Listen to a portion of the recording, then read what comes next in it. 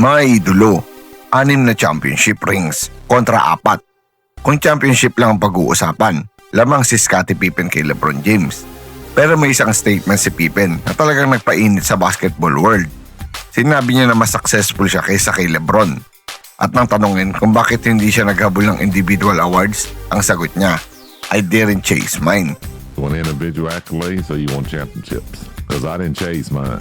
Pero teka, kung bibigyan mo si Pippen ng chance na magkaroon ng karir ni LeBron, kaya ba talaga niyang gawin ang lahat ng nagawa ni King? At higit sa lahat, sino ba talaga ang mas magaling? Scottie Pippen o LeBron James? Hello guys, welcome! Yo, what's up mga idolo? Welcome back sa ating channel. Alam naman natin na kapag pinag-uusapan ng greatest player sa NBA history, palaging kasama sa conversation sina Michael Jordan, LeBron James, Kareem Abdul-Jabbar, Magic Johnson at marami pang legends. Pero ngayon, may isang pangalan na muling naging sentro ng debate, si Scottie Pippen, the legendary Chicago Bulls forward. Recently made headlines matapos sa resurface ang isang interview kung saan direkta siyang tinanong tungkol sa comparison niya kay LeBron James. At hindi nagdalawang isip si Pippen. Para sa kanya, mas successful siya bilang team player. Bakit? Simple, 6 championships. Samantalang si LeBron ay may 4. Pero hindi lang iyon. Sinabi rin ni Pippen na kung individual accolades ang pag-uusapan, kaya rin daw niyang makuha ang mga iyon kung iyon ang hinabol niya. At doon talaga naging interesting ang debate. Dahil si Scottie Pippen ay hindi naman basta-bastang role player. He is one of the greatest two-way players in NBA history. So bago natin ideklara kung sino ang mas magaling, balikan muna natin kung gaano ka-legendary ang karir ni Scottie Pippen. Gaano nga ba kagaling si Scottie Pippen? Kapag narinig mo ang pangalan na Scottie Pippen, automatic na pumapasok sa isip natin, Michael Jordan, Chicago Bulls, 6 rings. Pero malaking pagkakamali kung iisipin natin naging successful lang si Pippen dahil kasama niya si Jordan. Because Pippen was a superstar in his own right. Sa 17-season NBA career niya, nag-average siya ng approximately 16.1 points, 6.4 rebounds at 5.2 assists per game. At higit sa numbers, napaka-versatile niya. Kaya niya magdala ng bola, kaya niya mag-create ng opensa, kaya niyang mag-rebound, at higit sa lahat, kaya niyang bantayan ng pinakamagagaling na players ng kalaban. NBA described Pippen as a player who could orchestrate the offense like a point guard, rebound like a power forward, score like a shooting guard, and depend on the perimeter at an elite level. At ito ang dahilan kung bakit napakahalaga niya sa Bulls dynasty. Hindi lang siya scorer, hindi lang siya defender. He could do almost everything. Ngayon, tignan natin ang resume ni Pippen. Una, 6-time NBA champion, 1991, 1992, 1993, 3-peat, 1994, 1995 at 1998. 6 rings mga idolo, at lahat ng iyon ay kasama ang Chicago Bulls dynasty. Pero hindi natatapos doon. Si Pippen ay 7-time NBA All-Star at noong 1994, All-Star Game MVP.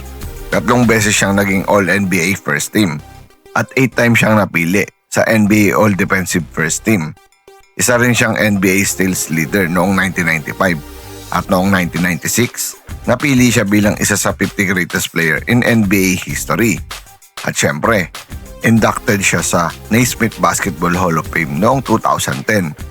At mayroon pa mga idolo, 2 Olympic gold medals, 1992 kasama ang legendary Dream Team at 1996 sa Atlanta Olympics.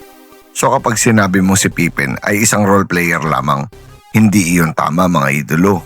He was an elite superstar at isa sa pinakamagaling na defensive forwards na nakita ng NBA. Ngayon, maiintindihan natin kung bakit ginagamit ni Pippen ang 6 rings bilang argumento. 6 championship versus 4. At kung championship success lang ang metric, panalo si Scottie Pippen dyan. Pero may malaking question. Pareho ba ang role ni na Pippen at LeBron sa kanilang championships? Dito nagiging complicated ang debate. Si Pippen ay second superstar ng Bulls. Si LeBron naman, sa majority ng championship runs niya, ay naging primary offensive engine. At ito ang malaking difference. Hindi ibig sabihin na hindi importante si Pippen ha. In fact, sobrang importante niya. Pero kapag sinabi mong mas magaling ako kay Lebron dahil 6 rings ako at 4 rings siya, kailangan mong tignan kung ano ang contribution ng bawat player sa kanilang championship teams. Ngayon naman, pag-uusapan natin ang kabilang side, si Lebron James. At dito nagiging sobrang hirap ang debate dahil ang resume ni Lebron ay halos parang video game stats. 4-time NBA champion, 4-time Finals MVP, 4 times NBA MVP, Rookie of the Year, 22-time All-Star, 21-time All-NBA, 6-time All-Defensive Team, 3-time Olympic gold medalist, at siya ang NBA all-time leading scorer. At hindi lang scoring ang ginawa ni Lebron. He is one of the most complete offensive players ever. Scoring, yes. Passing, elite. Rebounding, yes. Playmaking, elite. Depensa, at his peak, elite din. At ang pinaka-crazy, ginawa niya ito across multiple eras and multiple franchises. Miami Heat, Cleveland Cavaliers, Los Angeles Lakers, at ngayon Philadelphia 76ers. Marami na tayong naging content kay Lebron, mga debate. Balikan nyo na lang sa ating channel, mga idolo. At dito tayo babalik sa controversial statement ni Pippen na I didn't chase mine. Ang ibig sabihin ng argument niya, hindi niya hinabol ang individual accolades. Mas pinili niyang unahin ang championship. And honestly, may point siya.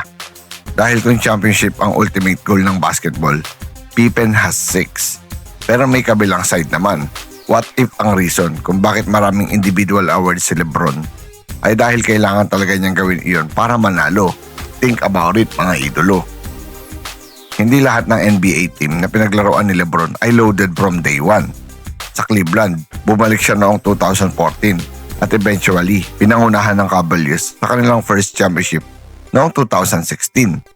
At iyon ang championship na lalo pang nagpalakas sa legacy niya dahil tinalo nila ang isang Golden State Warriors team na nagkaroon ng 73-9 regular season record. At nang manalo sila sa finals, si Lebron ang finals MVP, mga idolo.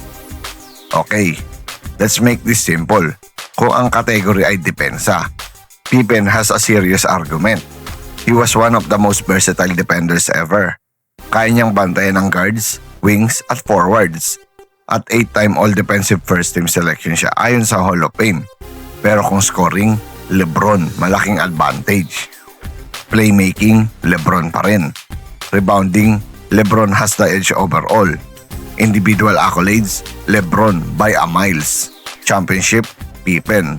Finals MVP, Lebron.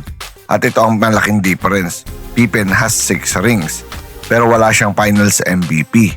Samantalang si Lebron ay may 4 finals MVP awards. Meaning, sa lahat ng 4 championship ni Lebron, siya ang napiling best player ng finals. At iyon ang dahilan kung bakit hindi sapat na sabihin lang 6 rings versus 4 because basketball is not played by one player. Pero, kahit sabihin natin na mas mataas ang overall individual resume ni Lebron, hindi ibig sabihin na overrated si Pippen. Actually, kabaligtaran. Napaka-underrated niya minsan. Imagine this, kung wala si Pippen sa Bulls, magiging ganun pa rin kaya ka-dominant ang Chicago? Hindi natin masasabi. Pero ang alam natin, Pippen was a major reason why the Bulls dynasty worked. He was the perfect complement to Michael Jordan. At may mga moments din na siya mismo ang naging primary star, especially during the 1993-1994 season nang wala si Jordan. That season, Pippen became an All-Star Game MVP and led Chicago as its primary superstar. So yes, Scottie Pippen was not just Jordan's sidekick. He was a legitimate superstar. Now, let's settle the debate. Kung ang tanong ay, sino ang may mas successful championship resume? Scottie Pippen has the argument. 6 rings, 3-peat, another 3-peat, Dream Team, Elite Defense, one of the greatest second star in NBA history. Pero kung ang tanong ay, sino ang mas complete at mas dominant na individual player? For me, LeBron James. At hindi dahil mas maraming awards lang siya, kundi dahil halos lahat ng bagay sa basketball ay kaya niyang gawin sa mataas na level. He can score, he can pass, he can rebound, he can defend, he can control the tempo, at kaya niya maging primary option ng championship team. At ang resume niya mismo ang nagsasalita.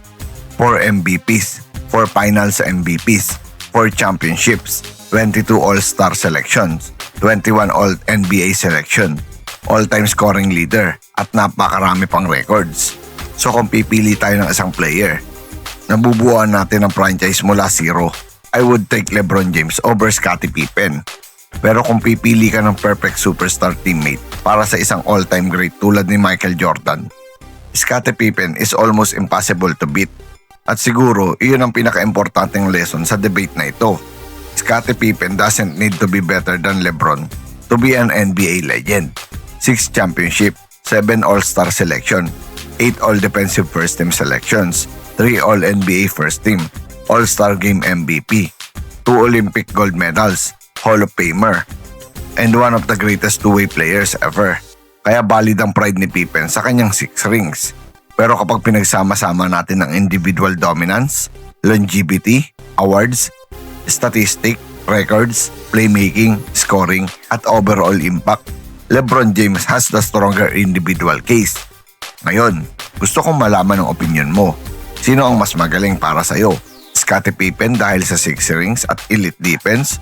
O LeBron James dahil sa 4 rings, 4 MVPs, 4 finals MVPs, scoring records, longevity, at all-around game?